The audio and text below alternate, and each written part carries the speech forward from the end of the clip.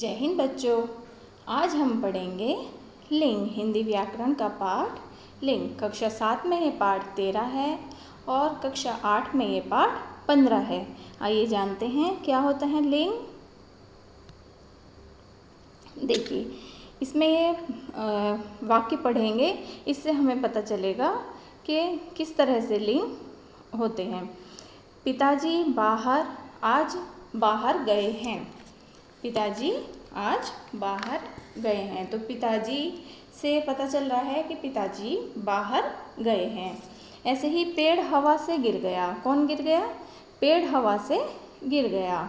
ठीक है ना। माँ कपड़े धो रही है। माँ क्या कर रही है? कपड़े धो रही है। तो माँ से पता चल रहा है कि ये स्त्रीलिंग है। पिता से पता चल रहा है कि ये पुल्लिंग है। पेड़ भी क्या पता चल रहा है? पुल्लिंग है। तुम्हारी घड़ी कहाँ है?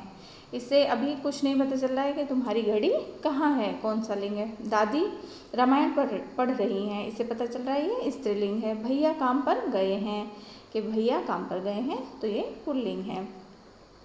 ऐसे ही अब इसमें जैसे पुल्लिंग शब्द हैं कुछ, इसकी परिभाषा अभी बनाएंगे। जैसे पिता, राजा, घोड़ा, कुत्ता, बंदर। ठीक है ना। ये क्या हो गए? पुल्लिंग है। इससे इनको पढ़ने से ही पता चल रहा है कि पिता और राजा, घोड़ा, कुत्ता और बंदर ये पुल्लिंग है। ऐसे ही स्त्रीलिंग क्या है? लड़की, बकरी, माता, रानी, जूं, ये स्त्रीलिंग है।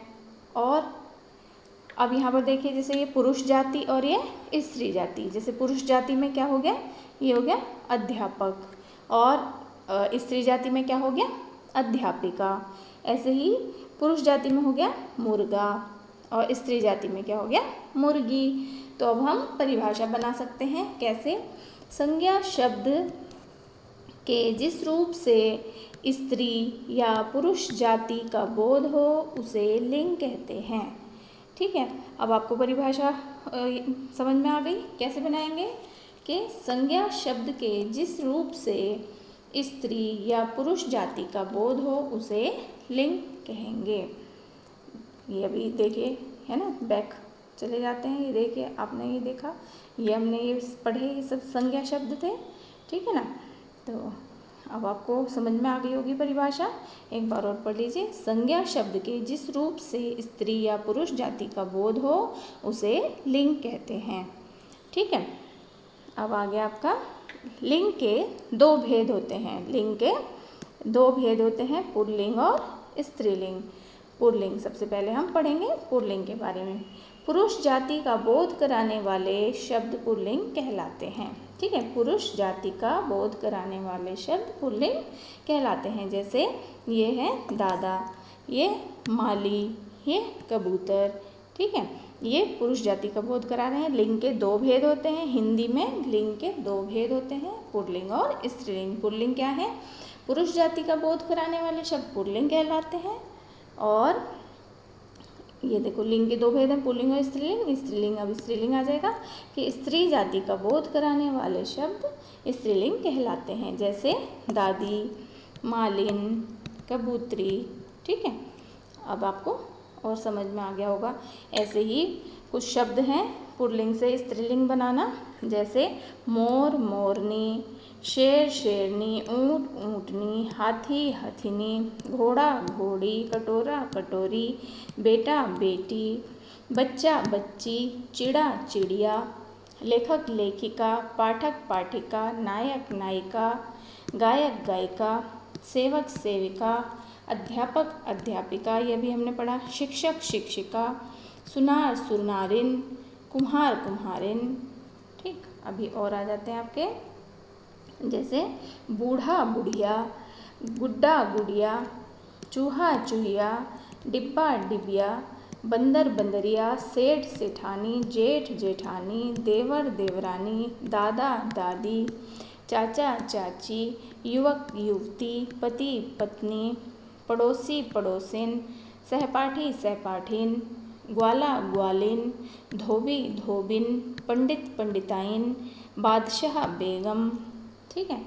अब लिंग की पहचान। लिंग की पहचान हम कैसे करेंगे? जैसे ये चीनी, ठीक है, ये चीनी इसमें रखिए, चीनी। ये है मंदिर, ये है कमीज, ठीक है। अब हम जैसे मैंने केला खाया, ये कह रहा है मैंने केला खाया, मैंने लीची खाई, ये क्योंकि ये तो आदमी है और ये भी आदमी है ना।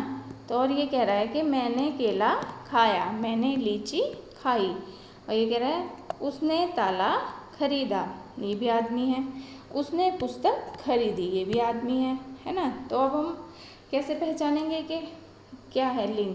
जैसे केला खाया, लीची खाई, ताला खरीदा, पुस्तक खरीदी, ये पुल्लिंग है, स्त्रीलिंग है ना। खाई, खरीदी, ये इससे क्या वाक्य में क्रिया शब्दों का प्रयोग लिंग के अनुसार होता है। जैसे वाक्य जब हम बनाएंगे तो उसमें जो क्रिया शब्द हैं उनसे लिंग की पहचान की जाएगी, ठीक है। अब आ जाते हैं आपके जैसे संज्ञाओं के साथ लगे विशेषणों से लिंग की पहचान। संज्ञा के साथ विशेषण शब्द लगे हुए हैं, उनसे लिंग की पहचान कैसे करेंगे। जैसे ये पुल्लिंग है, पुराना घर, ये घर कितना पुराना है, तो पुराना घर, तो ये विशेषण शब्द हो गया पुराना। घर संज्ञा शब्द हो गया, तो ये बहुत पुराना घर है, तो ये विशेषण से ये लिंग की पहचान करेंगे, पुराना घर। ऐसे ही पुरानी साड़ी, इसकी साड़ी पुरानी है। ऐसे ही बड़ा लड़का, ये लड़का कैसा है, बड़ा है। ऐसे ही बड़ी लड़की, ये लड़की बड़ी है, ठीक है। अब हमेशा पुल्लिंग रहने वाले शब्द कौन से होते हैं। जैसे पर्वतों के नाम हिमालय, कैलाश, विंध्याचल आदि, ये हमेशा पुल्लिंग ही रहते हैं। फलों के नाम सेब, केला, आम, संतरा आदि, ये भी पुल्लिंग रहते हैं। धातुओं के नाम जैसे सोना, लोहा, तांबा, चांदी आदि। अनाजों के नाम गेहूँ, चना, चावल, मक्का आदि। वृक्षों के नाम आम, नीम, पीपल, बरगद, अशोक आदि, ये हमेशा पुल्लिंग रहते हैं। ग्रहों के नाम बृहस्पति, चंद्रमा, मंगल, शुक्र आदि। महीनों के नाम चैत से फागुन तक, मार्च, अप्रैल, जून, ये पुल्लिंग ही रहते हैं। ऐसे ही दिनों के नाम रवि, सोम, मंगल, बुध, बृहस्पति आदि, ये क्या पुल्लिंग रहते हैं। देशों के नाम भारत, अमेरिका, चीन, अफ्रीका आदि, ये हमेशा पुल्लिंग रहते हैं। नगरों के नाम कोलकाता, जयपुर, बेंगलोर, मथुरा आदि, ठीक। अब आ जाते हैं अंत में ई प्रत्यय लगाकर ज़्यादातर स्त्रीलिंग बनाए जाते हैं। जैसे अभी इससे पहले मैंने आपको पढ़ाया, इससे पहले वाले में अभी मैंने आपको ये लिंग बताए थे, तो यहाँ पर भी आप सोच रहे होंगे कि ये कैसे बने। जैसे ग्वाला, ग्वालिन, है ना, युवक, युवती, इसमें लास्ट में ती, चाची, या, नी, ये सब जोड़ रहे हैं। तो ये आगे अब बताऊँगी आपको कि ये कैसे लगते हैं, जिससे हमें पता चलता है कि हमें क्या लगाना है। देखिए ई, अंत में ई वाले शब्द ज़्यादातर स्त्रीलिंग बनाते हैं। जैसे चिट्ठी, ई लगा दिया, ई की मात्रा बड़ी ई है ना, बड़ी ई की मात्रा लग गई। ऐसी पृथ्वी, बड़ी ई की मात्रा लग गई है। ऐसी पढ़ाई, बड़ी ई की मात्रा लग गई, बड़ी ई ही लग गई। लिखाई, कटोरी और जलेबी, ठीक है। ये स्त्रीलिंग ई, अंत में ई प्रत्यय लगाने से, अंत में ये जो अंत में यहाँ पर ई प्रत्यय लगा दिया, तो ई से ज़्यादातर स्त्रीलिंग बनते हैं, ठीक है। अब आगे आपके हमेशा स्त्रीलिंग रहने वाले शब्द, हमेशा जो स्त्रीलिंग रहते हैं। जैसे नदियों के नाम गंगा, यमुना, सरस्वती, नर्मदा आदि, ये स्त्रीलिंग रहते हैं। भाषाओं के नाम हिंदी, तमिल, मराठी, पंजाबी, उर्दू आदि, हमेशा ये स्त्रीलिंग रहते हैं। बोलियों के नाम भोजपुरी, अवधी, पहाड़ी, ये स्त्रीलिंग रहते हैं। तिथियों के नाम जैसे अमावस्या, पूर्णिमा, एकादशी आदि, ये स्त्रीलिंग ही रहते हैं। और अब जैसे हिंदी भाषा में लिंग दो प्रकार के होते हैं, पुल्लिंग, स्त्रीलिंग। पुल्लिंग संज्ञा शब्द का जो रूप उसके पुरुष होने का बोध कराते हैं, उसे पुल्लिंग कहते हैं। जैसे बैल, हाथी, घोड़ा, पुरुष आदि, ये भी मैंने आपको पहले भी बताया। ऐसे ही स्त्रीलिंग संज्ञा शब्द का जो रूप उसके स्त्री होने का बोध कराता है, उसे स्त्रीलिंग कहते हैं। जैसे गाय, हथिनी, बैल का क्या हो गया, गाय, हाथी का हथिनी, घोड़ा का घोड़ी, पुरुष का स्त्री आदि, ठीक है। लिंग के द्वारा संज्ञा, सर्वनाम, विशेषण आदि शब्दों की जाति का बोध होता है, ठीक है ना। लिंग के द्वारा क्या होता है, संज्ञा, सर्वनाम, विशेषण आदि शब्दों की जाति का बोध होता है। अब आगे से क्रिया के रूप के आधार पर लिंग निर्धारण। क्रिया जो क्रिया हो रही है उसके आधार पर हम लिंग का निर्धारण करेंगे। जैसे दूध गिर गया, ये पुल्लिंग है। चाय गिर गई स्त्रीलिंग है, ठीक है ना। ऐसे ही विशेषण के आधार पर लिंग का परिवर्तन करेंगे। जैसे यह पेड़ हरा है तो पुल्लिंग हो गया, यह घिया हरी है तो ये स्त्रीलिंग हो गई। ऐसे ही क्रिया विशेषण के आधार पर लिंग निर्धारण। राहुल रोता हुआ ये क्रिया हो गई, मेरे पास आया, ठीक है, तो ये क्या हो गया, पुल्लिंग। ऐसे ही राधा रोती हुई मेरे पास आई, ये स्त्रीलिंग हो गया, ठीक है ना।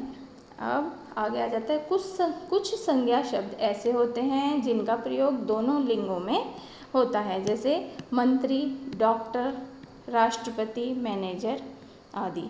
ऐसे शब्दों को उभयलिंग कहा जाता है कि अगर वो स्त्री है या पुरुष है तो दोनों में ही हम ये सब लगाएंगे, संज्ञा, ये शब्द लगाएंगे। संज्ञा शब्द कुछ ऐसे होते हैं जिनका प्रयोग दोनों लिंगों में होता है। जैसे मंत्री कहेंगे तो मंत्री स्त्री भी हो सकती है और पुरुष भी मंत्री हो सकता है। डॉक्टर, स्त्री डॉक्टर भी हो सकती है और पुरुष डॉक्टर भी हो सकता है। राष्ट्रपति स्त्री भी हो सकती हैं और पुरुष भी। मैनेजर स्त्री भी हो सकती हैं, पुरुष भी, ठीक है।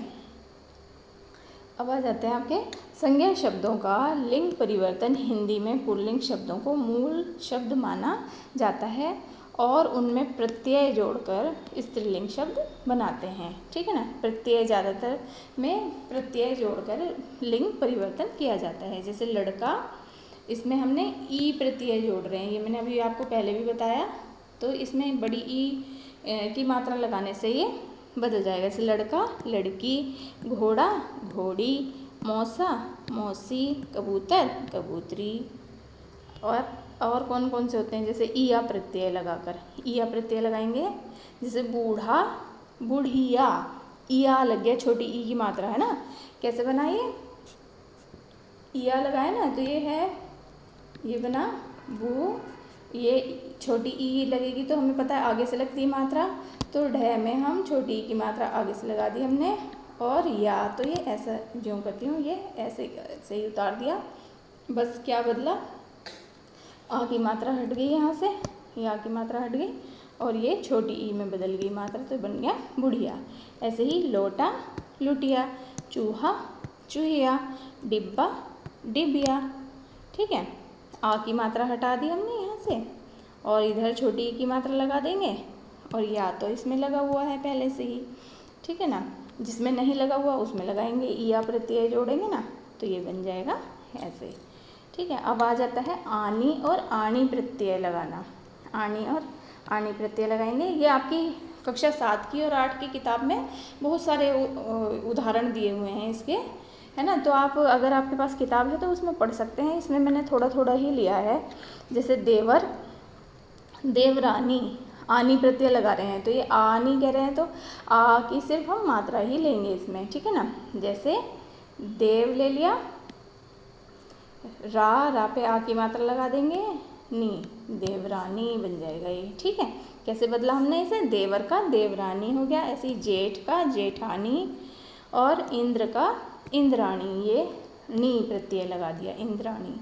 अब आता है आइन प्रत्यय लगाना, ठीक है। आइन प्रत्यय लगाकर हम बनाएंगे। अभी मैंने पहले आपको ये शब्द सारे बता दिए हैं और इनको अब और पहचानेंगे आप कैसे क्या क्या जोड़ना, कौन सा प्रत्यय जोड़ना है। जैसे पंडित, तो आइन प्रत्यय है, पंडिताइन, ता में आ की मात्रा और इन ऐसा का ऐसा ही लग जाएगा। जैसे ये पंडिता, ता पे ये आ की मात्रा आ गई, ये वाली, ये मात्रा यहाँ आ गई, ता और ये इन ऐसा का ऐसा ये लिखा जाएगा इसमें, तो ये बन गया पंडिताइन, ठीक है। ऐसे ही चौधरी, चौधराइन, ठाकुर, ठकुराइन, ठीक। अब आएगा नी प्रत्यय लगाकर। नी प्रत्यय लगाकर जैसे सियार, सियारिन, सियारनी, ठीक है। नी लगा दिया लास्ट में, इसके रा के बाद नी प्रत्यय जोड़ दिया तो बन गया सियारनी। भील, भीलनी, जाट, जाटनी, मोर, मोरनी, इन प्रत्यय लगाएंगे, इन प्रत्यय, ग्वाला ग्वालिन, छोटी की मात्रा, धोबी धोबिन, तेली तेलिन, मालिक मालिकिन। ठीक है। और अब इनी और इनी प्रत्यय जोड़ेंगे, जैसे तपस्वी तपस्विनी, इनी प्रत्यय जोड़ दिया, तपस्विनी, छोटी ई की मात्रा बड़ी ई की मात्रा छोटी ई में बदल गई तो तपस्विनी बन गया। ऐसे ही हंस हंसिनी, हितकारी हितकारिणी, ये इनी प्रत्यय लग गया इनमें, है ना, हितकारिणी, आज्ञाकारी आज्ञाकारिणी। ठीक है। अब आएगा इका प्रत्यय, इका प्रत्यय जोड़ेंगे कैसे, दर्शक दर्शिका, शिक्षक शिक्षिका, संयोजक संयोजिका।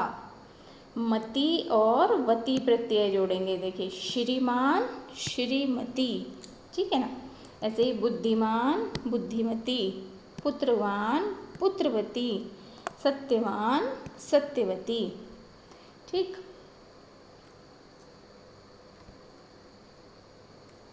अब जोड़ेंगे इसमें आ प्रत्यय, जैसे छात्र छात्रा। इसमें बच्चे ज़्यादा कंफ्यूज हो जाते हैं, जैसे किस चीज़ में, कि छात्र अगर हमें लिंग बदलना है तो छात्र का छात्रा आएगा, और अगर वचन में ये अलग होता है। कई बार वचन बदलते समय छात्रा लिख देते हैं, वचन बदलते समय ये छात्रा नहीं आएगा। ठीक है, वो मैं वचन वाले पार्ट में पढ़ाऊँगी आपको। छात्र का छात्रा आएगा स्त्रीलिंग में। ठीक है। पूज्य पूज्या, प्रियतम प्रियतमा। ऐसे ही त्री प्रत्यय जोड़ेंगे, जैसे नेता नेत्री, वक्ता वक्त्री। ठीक है। अब इसके अलावा आपके कक्षा 8 की किताब में मान मति मादा ये भी हैं। देखिए अभी जैसे ये है, हमेशा पुल्लिंग शब्दों में मादा शब्द जोड़कर या हमेशा स्त्रीलिंग शब्दों से नर शब्द हटाकर हम स्त्रीलिंग और पुल्लिंग में बदलते हैं। जैसे अगर स्त्रीलिंग करेंगे तो हम मादा लिखते हैं और पुल्लिंग करेंगे तो हम नर लिखते हैं। ठीक है ना। तो इसमें नर और मादा आता है। ठीक। तो जैसे खरगोश तो खरगोश मादा, मादा खरगोश हो गया। भेड़िया मादा भेड़िया, भालू मादा भालू। अभी इसमें थोड़ा सा उल्टा हो गया, ये मक्खी नर मक्खी। ठीक है ना। ऐसी छिपकली नर छिपकली। ठीक है। और आ जाते हैं मूल स्त्रीलिंग शब्दों में प्रत्यय जोड़कर पुल्लिंग शब्द बनाना। मूल शब्द हैं जो, उसमें क्या जोड़ेंगे, स्त्रीलिंग ही प्रत्यय जोड़ेंगे। जैसे मौसी मौसा, बहन बहनोई, नंद नंदोई। भिन्न रूप वाले स्त्रीलिंग जैसे बिल्कुल ही भिन्न हो जाएंगे, उनके अर्थ बिल्कुल भिन्न हो जाएंगे। जैसे बैल है, बैल का स्त्रीलिंग हो जाएगा गाय। बादशाह बादशाह का हो जाएगा बेगम। साधु का साध्वी। ऐसे ही कवि का कवित्री, बिल्कुल अलग हो जाएगा। ठीक है। अब आशा करती हूँ लिंग आपको समझ में आ गए होंगे। धन्यवाद।